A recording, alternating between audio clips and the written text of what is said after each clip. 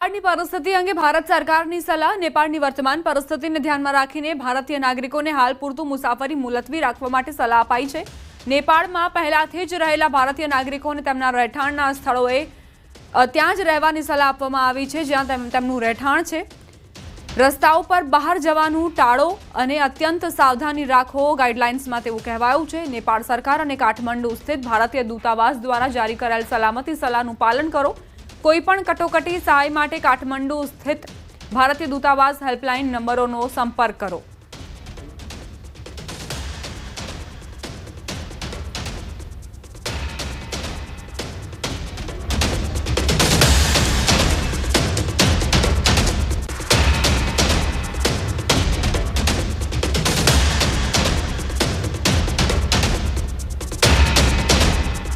नेपाळમાં અત્યારે જે પરિસ્થિતિ સર્જાઈ છે, ગઈકાલે જે રીતે વિરોધ પ્રદર્શનો થયા અને ભીડ જે બેકાબુ બની ગઈ, પોલીસ કર્મચારીઓને પણ પરસેવો પડી ગયો વિદ્યાર્થીઓને શાંત કરવામાં, અને એવામાં જે ફાયરિંગ થયું નિર્દોષો પર તેને લઈને આક્રમકતા વધી ગઈ। नेपाળમાં હિંસક વિરોધ પ્રદર્શનો વચ્ચે વડાપ્રધાન કેપી શર્મા ઓલીએ રાજીનામું આપી દીધું છે। મંગળવારે રાજધાની કાઠમંડુ સહિત नेपाળના મુખ્ય શહેરોમાં તેમના રાજીનામાની માંગણી સાથે વિરોધ પ્રદર્શનો થયા હતા। વિરોધીઓ સંસદ ભવનમાં ઘૂસી ગયા હતા અને આગ લગાવી હતી। આ ઉપરાંત ભૂતપૂર્વ વડાપ્રધાન પુષ્પકમલ દહલ પ્રચંડ, શેર બહાદુર દેવબા, ગઈકાલે ગૃહમંત્રી પદ પરથી રાજીનામું આપનારા રમેશ લેખક અને સંદેશા વ્યવહાર મંત્રી પૃથ્વી સુબ્બા ગુરંગના ઘરોને પણ આગ ચાંપી દેવામાં આવી હતી। જેનઝી એટલે કે યુવાનોએ नेपाળમાં રાજકીય ભૂકંપ મચાવી દીધો। સોશિયલ મીડિયા પરનો પ્રતિબંધ હટાવી લેવામાં આવ્યો છે, પરંતુ યુવાનો હજુ પણ સંમત નથી થઈ રહ્યા। સંદેશા વ્યવહાર મંત્રીના પોતાના ઘરને આગ લગાવી દેવામાં આવી। नेपाળમાં સ્થિતિ વણસી રહી છે। તોફાની ટોળાઓ રસ્તા પર આવી ગયા છે। ચારે તરફ અરાજકતા અને તંગદિલીનો માહોલ છે। લોકોએ કાઠમંડુમાં હિલ્ટન હોટેલ સળગાવી દીધી। કાઠમંડુમાં नेपाળ સંસદના દ્રશ્યો પણ સામે આવ્યા। સંસદ ભવનની સામે જ આખી સંસદ આગમાં સળગી ગઈ। સંસદ ભવનની બાજુમાં એક બેંક અને એક હોટેલમાં આગ લાગી છે।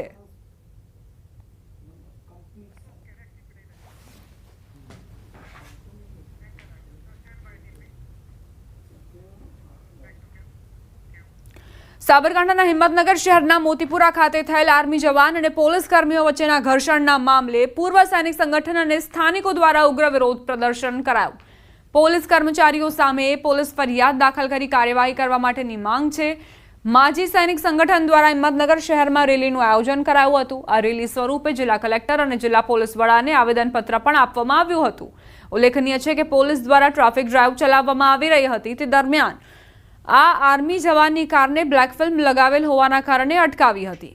બ્લેક ફિલ્મને લઈ આર્મી જવાન અને પોલીસકર્મી વચ્ચે શાબ્દિક ઘર્ષણ થયું, જે બાદ મામલો ઝપાઝપી સુધી પહોંચ્યો હતો। આયોજનના ભાગરૂપે તેઓ દ્વારા જે જીન રોડ છે ત્યાંથી શરૂ કરીને કલેક્ટર ઓફિસ સુધીની એક રેલી કાઢવામાં આવેલી હતી અને તેઓ દ્વારા કલેક્ટર સાહેબને મળીને અને ત્યારબાદ અત્રેની કચેરીએ પોલીસ અધિક્ષક શ્રીને મળીને પોતાની રજૂઆત કરવામાં આવેલી હતી અને તેઓની રજૂઆત શાંતિપૂર્ણ રીતે સાંભળી તેઓની તમામ રજૂઆત જે છે એ અન્વયે ન્યાયપૂર્ણ કાર્યવાહી કરવામાં આવશે। આપ સર્વે જાણો છો કે ઝાલા યશપાલસિંહ જે ઓન સર્વિસ જવાન છે, એમને પોલીસ દ્વારા જે થોડી અવધિ નજીવી બ્લેક ફ્લેમને લઈ અને બોલાચાલી થઈ અને એમાં પોલીસ દ્વારા 5 થી 7 પોલીસ દ્વારા એમને મારવામાં આવ્યો। એ ઘટનાને લઈ સમગ્ર ગુજરાતમાં માજી સૈનિક પરિવારમાં ખૂબ રોષ છે, સાથે સાથે જનતામાં પણ ખૂબ રોષ છે। આપ જોઈ રહ્યા છો કે બહાર કેટલી જનતા છે। અમારો એક જવાન રજા પર આવ્યો હતો, 10 દિવસની રજા પર આવ્યો અને એના પરિવાર સાથે અહીંયા ફરવા આવ્યો હતો। એક ગાડી લઈને નીકળ્યો હતો 4 રસ્તા પર, ત્યારે પોલીસના ટીઆરબી જવાન અને બીજા 7 પોલીસના જવાનોએ એને ઢોર માર માર્યો, પકડીને ઢોર માર્યો। ફક્ત કારણ હતું કે કાળા કાચ કેવી રીતે કરી લીધા પોલીસ વાળાની જે જબાન હતી, જે તું તા કરીને અમારા જવાનને એને ઉકસાવવામાં આવ્યો। સમાચાર અમદાવાદથી 7th ડે સ્કૂલની બંને અરજી હાઈકોર્ટે ફગાવી છે। ડીઈઓ અને સરકારે કરેલી કાર્યવાહી હાઈકોર્ટે માન્ય રાખી। સ્કૂલને તપાસમાં સંપૂર્ણ સહકાર આપવાનો હાઈકોર્ટનો નિર્દેશ। તપાસ પૂર્ણ થયા બાદ સૂચનો અનુસરવા પણ નિર્દેશ। શાળા દ્વારા ડીઈઓ સરકારને કોઈ જ માહિતી પૂરી ન પડાઈ. શાળા તમામ કાર્યવાહીમાં તંત્રને સહકાર આપે.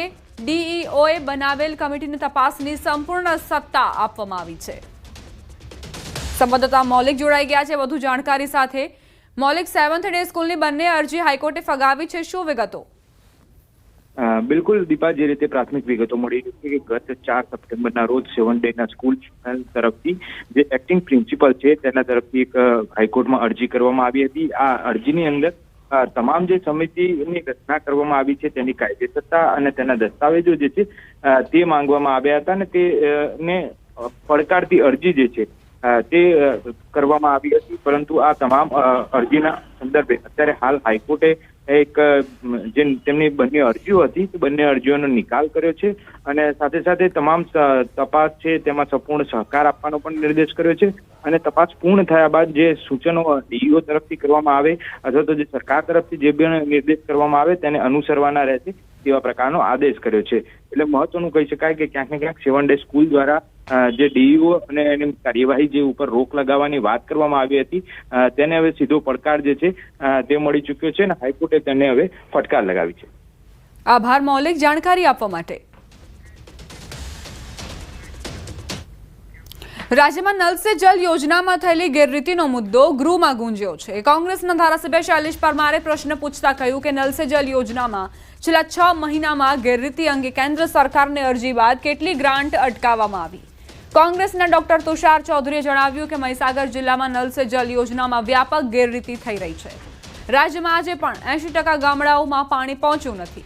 પાણી પુરવઠા મંત્રી કુંવરજી બાવળિયાએ તેના જવાબમાં જણાવ્યું કે રાજ્યમાં આ યોજના અંતર્ગત 65 લાખથી વધુ ઘરમાં જોડાણ પહોંચ્યું છે. મહીસાગર જિલ્લામાં 112 એજન્સીઓ સામે કાર્યવાહી કરી છે. સરકારે 2 કરોડથી વધુની રિકવરી પણ કરી છે.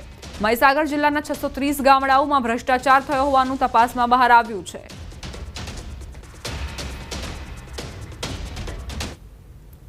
રાજકોટમાં ભાજપના જ કોર્પોરેટર અને કાર્યકર્તાઓએ હેલ્મેટના નિયમનો ઉલાળ્યો કરતા નજરે પડ્યા. મીડિયાને જોઈને મોટાભાગના કાર્યકર્તાઓ પોતાના બાઇક મૂકી કારમાં ભાગ્યા. પોલીસની પણ બેવડી નીતિ જોવા મળી. સામાન્ય માણસને હેલ્મેટ વિના દંડ આપનારી પોલીસ ભાજપ કાર્યકર્તાઓ પાસે દંડની રકમ નથી ઉઘરાવી રહી. કોઈ પણ પ્રકારનો દંડ નહોતો ફટકારવામાં આવ્યો. પોલીસ મુખ પ્રેક્ષક બનીને ઊભી રહી. શહેરના કિસાનપરા ચોકમાં રાહુલ ગાંધીએ આપેલા નિવેદન વિરુદ્ધ કાર્યક્રમ યોજવામાં આવ્યો હતો.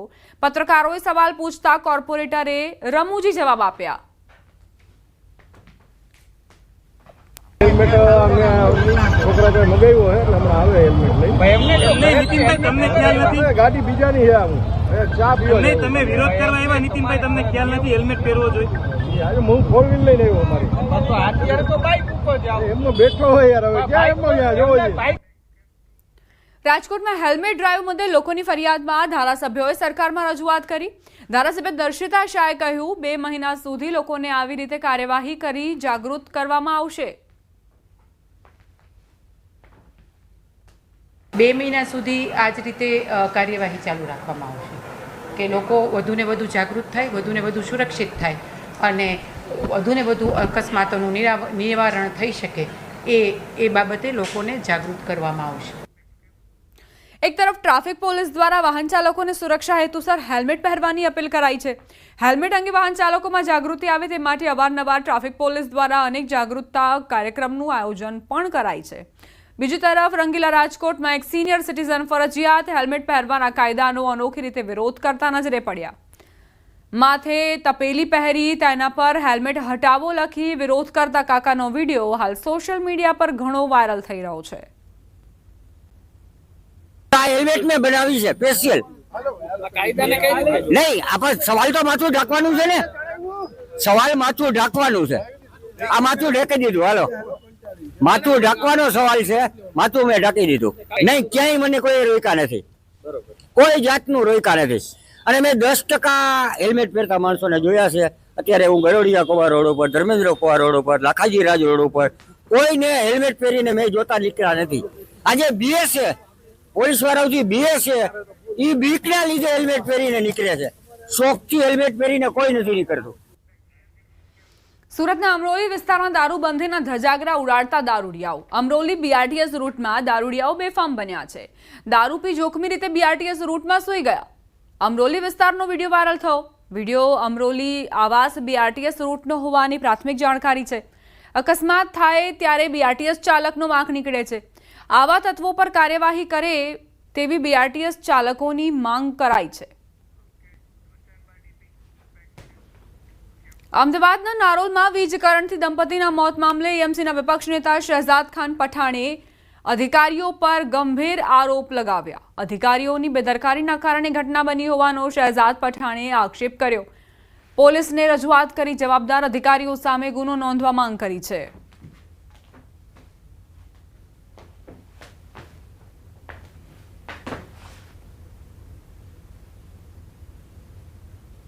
कि वहाँ के जो भी संबंधित अधिकारी थे, जिनकी जिम्मेदारी थी कि बरसाती पानी ना भरे, जिनकी जिम्मेदारी थी कि वहाँ की सड़क की मरम्मत और रिसरफेस किया जाए, पिछले 1 महीने से वहाँ के स्थानीय लोग उनको वहाँ की रोड के रिसरफेसिंग के लिए कंप्लेन कर रहे थे, लेकिन फिर भी सड़क का कार्य नहीं किया गया.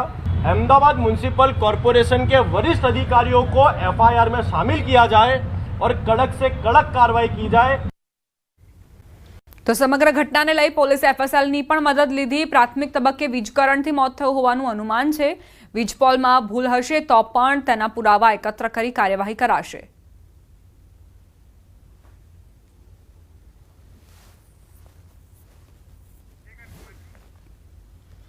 અમદાવાદના નારોલમાં વીજ કરંટના કારણે દંપતીનું મોત નીપજ્યું હતું. અત્યારે એવી પ્રાથમિક જાણકારી છે કે વીજ થાંભલામાં જે કરંટ ઉદ્ભવ્યો તેના કારણે દંપતી મોતને ભેટ્યું. FSLની ટીમ કે જે લોકો ટેકનિકલ એક્સપર્ટ છે આમાં, સાથે સાથે RNB ઇલેક્ટ્રિકલ ડિપાર્ટમેન્ટ કે જે લોકો ઇલેક્ટ્રિક બાબતના એક્સપર્ટ છે, એમનો એક ઓપિનિયન લઈશું અને આમાં જે પણ અમને પુરાવા મળશે એ મુજબ આગળની કાર્યવાહી કરશું. આ સાથે જ બુલેટિનમાં અત્યારે બસ આટલું જ. વધુ અપડેટ્સ માટે આપ જોતા રહો News 18.